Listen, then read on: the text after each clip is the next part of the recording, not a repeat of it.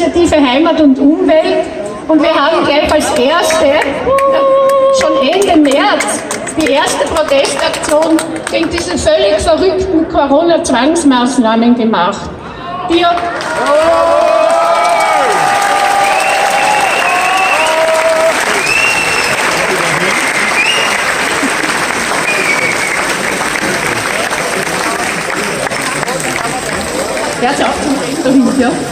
Entschuldigung. Diese Zwangsmaßnahmen werden ja von vielen renommierten Fachleuten im In- und Ausland schwerstens kritisiert. Ich nenne nur Professor Bhakti, Dr. Wodak, in Österreich Professor Hadic, Dr. Bonelli und noch zahlreiche andere. Es ist einfach völlig unqualifiziert, was hier gemacht wird. Wir brauchen Ärzte, die den Menschen dienen und der Wahrheit dienen.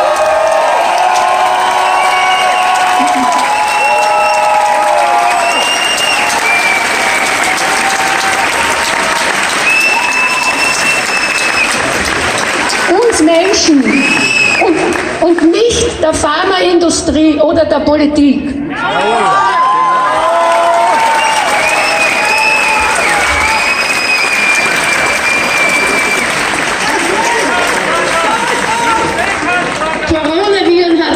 Schon gegeben.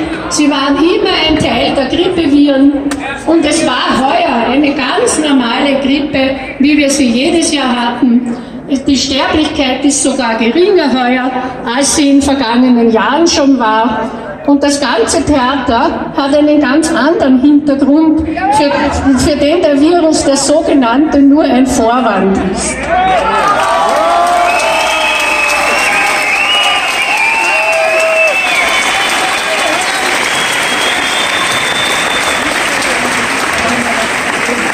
Und die vielen Experten, die das alles aussagen, ich gebe es ja nur weiter, die stehen der österreichischen Ärztekammer selbstverständlich jederzeit zur Verfügung, um ihre Expertisen dort persönlich vorzutragen.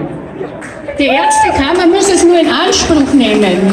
Und das Gleiche gilt auch für die Politik. Wir brauchen nicht nur Ärzte, die den Menschen und der Wahrheit dienen und damit auch der Gesundheit, sondern wir brauchen auch eine Ärztekammer, die sich diesen Prämissen verpflichtet fühlt.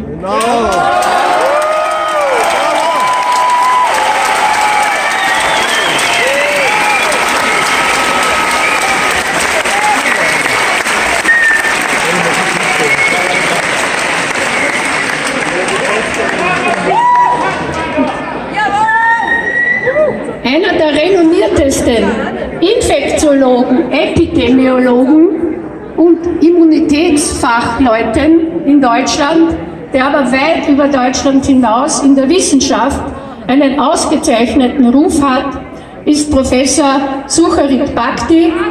Viele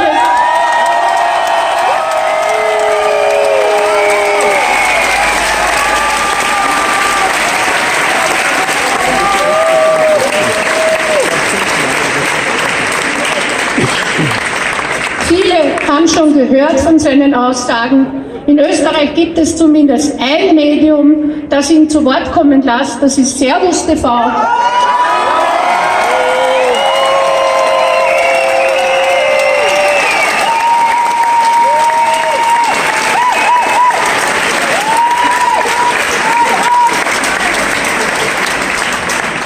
Es ist eine Schande, dass die anderen Massenmedien von der Kronenzeitung bis zum ORF oder wie sie immer alle heißen, es nicht der Mühe wert befinden, auch nur einen der fundierten kritischen Experten ausführlich zu Wort kommen zu lassen.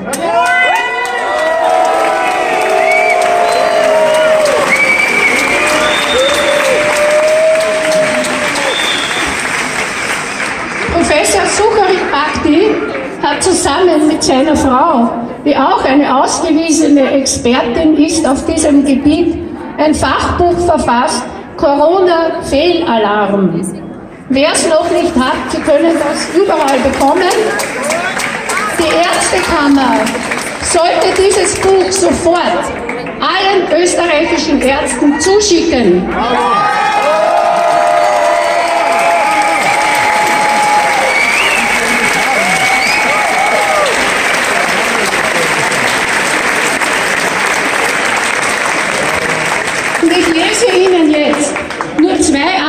Sätze aus diesem Buch vor, damit Sie verstehen, warum es so eine Ungeheuerlichkeit ist, dass man den Maskenzwang seitens der Ärzteschaft nicht vehement bekämpft.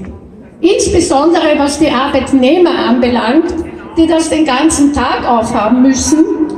Hören Sie einmal, ja, was Professor Bhakdi dazu schreibt. Und das ist belegt. Masken halten die Viren nicht zurück. Sie schützen auch nicht vor Ansteckung. Größe Coronavirus, ich zitiere jetzt wörtlich, 160 Nanometer, Klammer 0,16 Mikrometer. Größe Poren in einfachen Baumwollmasken 0,3 Mikrometer. Das heißt, die Viren fliegen durch Masken oder Mund-Nase-Bedeckung wie durch ein offenes Fenster. Und zwar in beiden Richtungen, hinein und hinaus. Also damit ist mehr als bewiesen, dass die Masken ein reines Unterdrückungsinstrument sind.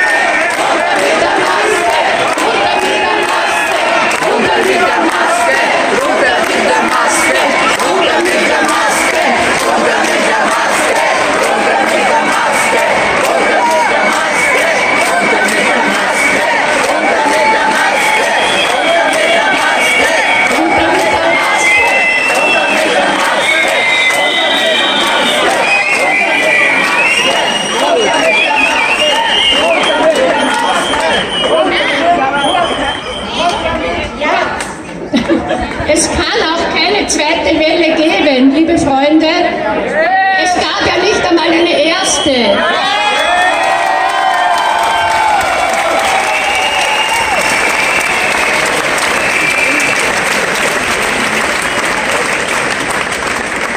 Die ganze Wahnsinnsstrategie, die da auf uns Bürger, unsere Wirtschaft, unsere Kultur, unsere Gesellschaft heruntergeprasselt ist die letzten Monate, die unser normales Leben völlig lahmlegt, hat einen Zweck, nicht den einzigen, aber auch mit ein Zweck ist es, die Impfpflicht einzuführen.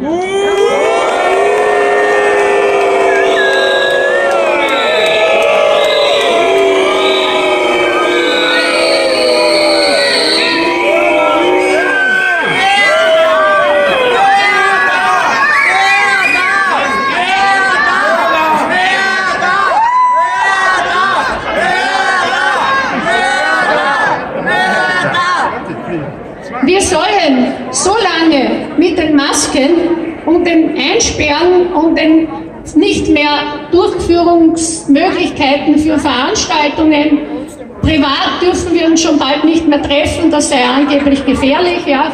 Also mit diesen Unsinnigkeiten sollen wir so lange drangsaliert werden, bis wir weichgeklopft sind und uns die Impfung einreden lassen. Das ist das Ziel.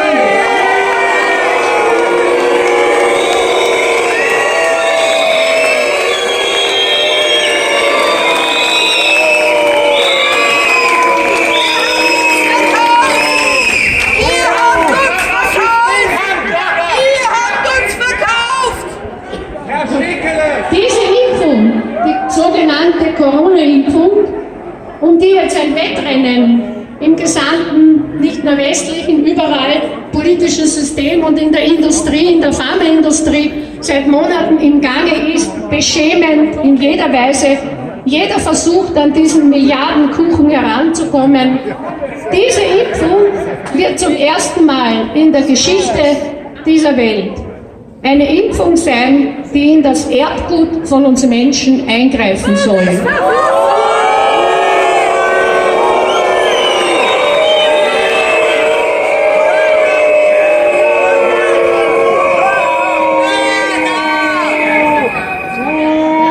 Wir protestieren ganz energisch und aus Sorge um unsere Gesundheit und um die unserer Kinder dagegen, dass diese Ärztekammer diese Impfung befürwortet, anstatt sie bekämpft und sich dagegen ausspricht.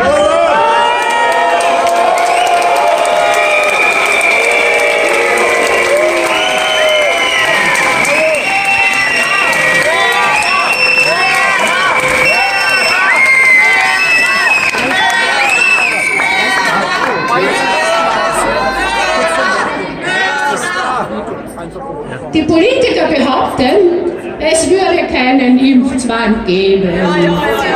Aber der Bundeskanzler hat bereits für alle Österreicher eine Impfung eingekauft und bestellt.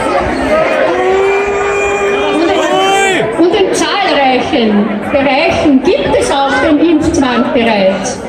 Kindergärtnerinnen, Lehrer, das gesamte medizinische Personal bis hinunter zu den Putzfrauen, die Militärangehörigen, alle können ihre Arbeit oder dürfen ihre Arbeit nur antreten, wenn sie geimpft sind. Also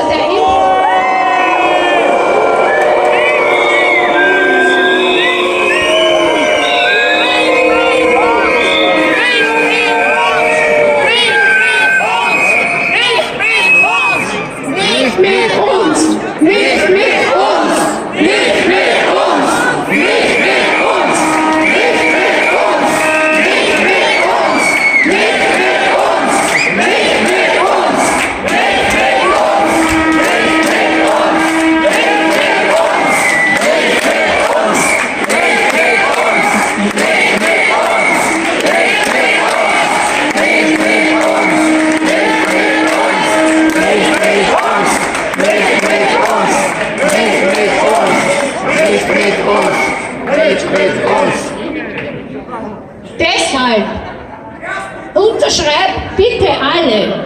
Und diese Bitte geht auch an alle österreichischen Ärzte und an die Verantwortlichen in der Ärztekammer selbst. Unterschreibt alle in den nächsten Tagen das Volksbegehren für Impffreiheit. Man kann es in jedem österreichischen Gemeindeamt oder Stadtmagistrat unterschreiben. Nur hingehen und sagen, ich will dieses Volksbegehren unterschreiben. Die Beamten haben das Formular dort und sind verpflichtet, es ihnen unverzüglich auszuhändigen. Und sie bekommen auch eine Bestätigung, dass sie dieses Volksbegehren unterschrieben haben. Mitnehmen müssen sie nur einen amtlichen Lichtbildausweis. Es kann auch elektronisch unterzeichnet werden, mit einer Bürgerkarte oder Händesignatur. Beim Innenministerium die Webseite aufmachen, bmi.gv.at, dort können Sie es auch elektronisch unterschreiben. Bitte verbreiten Sie das. Es ist ganz wichtig, dass wir den kommenden Impfzwang für die Allgemeinheit noch rechtzeitig abfangen können. Es geht bei den Volksbegehren.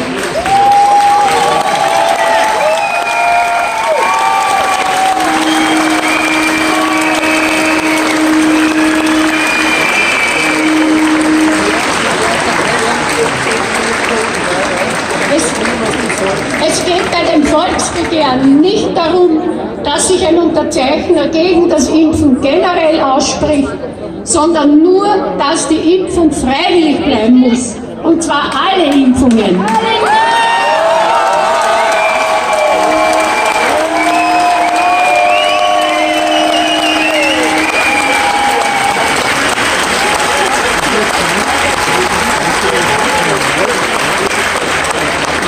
Es gibt in der österreichischen Bundesverfassung, die in wenigen Tagen 100 Jahre alt wird, einen Gleichheitsgrundsatz und einen Schutz vor Diskriminierung.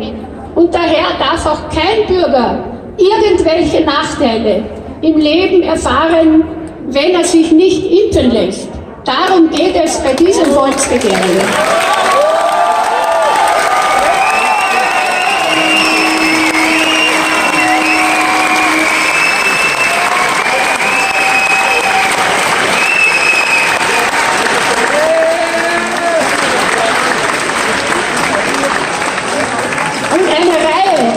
Ausgewiesenen Fachleuten werden bei den nächsten Demos in Wien, aber auch in Linz, in Graz, in Klagenfurt, in Bregenz, an verschiedenen Stellen sprechen und die Bevölkerung aufklären. In Wien ist die nächste Demonstration. Bitte kommen Sie hin, geben Sie es weiter. Ich habe die Flugblätter mit, die sind nur jetzt unten beim Brunnen. Können Sie nachher mitnehmen, das Verteilmaterial beim Resselpark kommenden Samstag ab 17 Uhr, ich hoffe, es ist richtig. Ja. Ab 17 Uhr ist die nächste Demonstration in Wien. Bitte möglichst viele Leute hinkommen und mobilisieren. Da wird sprechen ein ganz berührender Schriftsteller, der diese gesellschaftliche Dramatik, die aus dem Ganzen entsteht, also sehr überzeugend und schlüssig darlegt. Und natürlich der zweite, ganz ausgezeichnete und mutige österreichische Arzt, der seit Jänner gegen diese Maßnahmen zu Felde zieht, und zwar begründet mit Belegen und so weiter, Dr. Belski, Dr. Jaroslav Belski.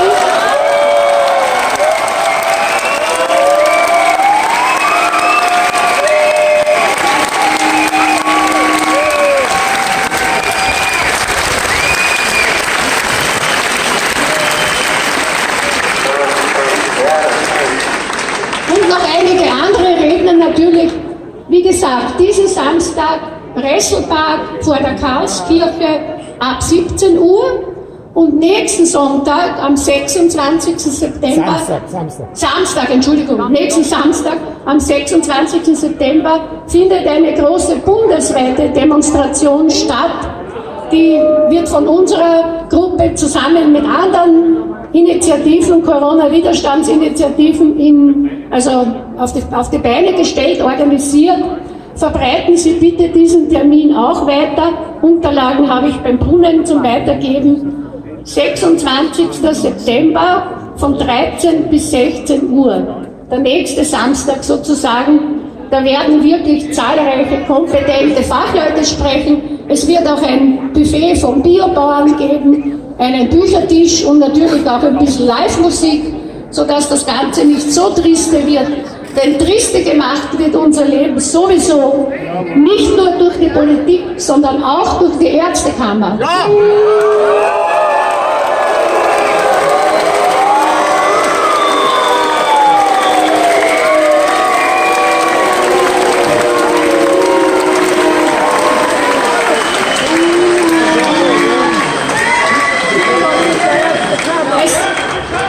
Es sind auch die Funktionäre der Ärztekammer eingeladen, an dieser Demonstration kommenden Samstag um 13 Uhr am Heldenplatz, das habe ich vorhin vergessen, ja? Am Heldenplatz hinzukommen und sich die Fachleute anzuhören. Sie können nicht sagen, sie wissen von nichts. Sie sind nur Lakaien und das muss sich ändern.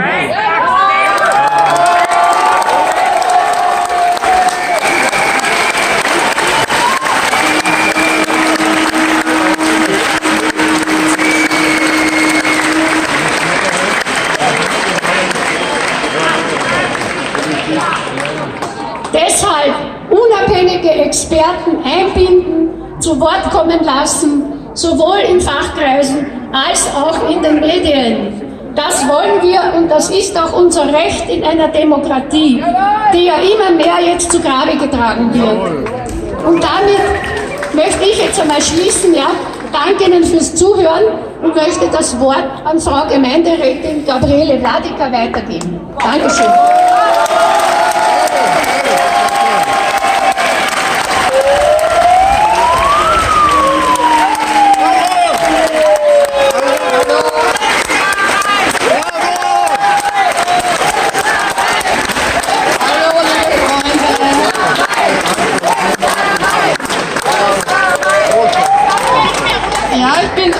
Aus Berchtesgaden gekommen, bin eine Gemeinderätin, habe eigentlich bisher immer nur gegen Großbauten und sowas gekämpft, aber ich bin auch vom Beruf biomedizinische Analytikerin, bin zum Glück seit vorigen Jahr in Pension, weil sonst hätten sie mich wahrscheinlich schon rausgeschmissen, aber umso mehr muss ich jetzt wirklich mich engagieren, wir müssen alle kämpfen, weil sonst sind wir verloren.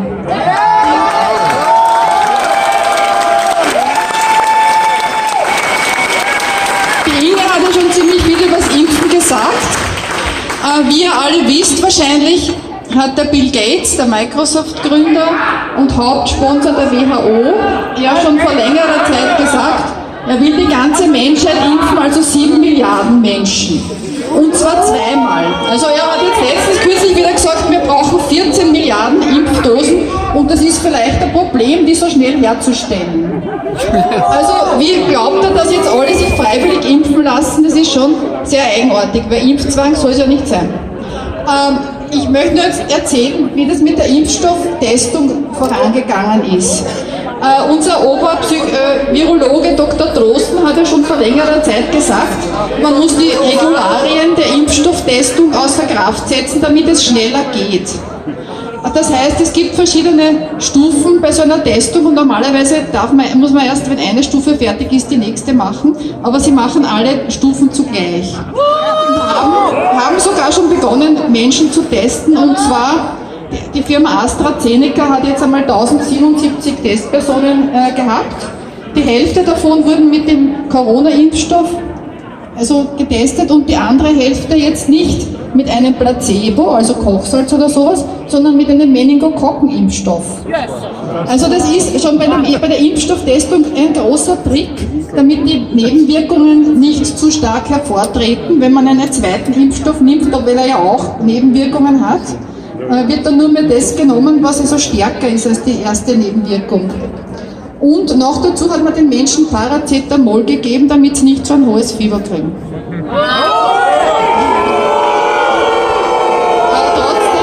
Trotzdem hat es bei 70% der Getesteten Nebenwirkungen gegeben. Fieber und so weiter, und die Hälfte, also ich glaube fast die Hälfte der Menschen hat ein Absinken der weißen Blutkörperchen, eine Neutropenie nachher gehabt.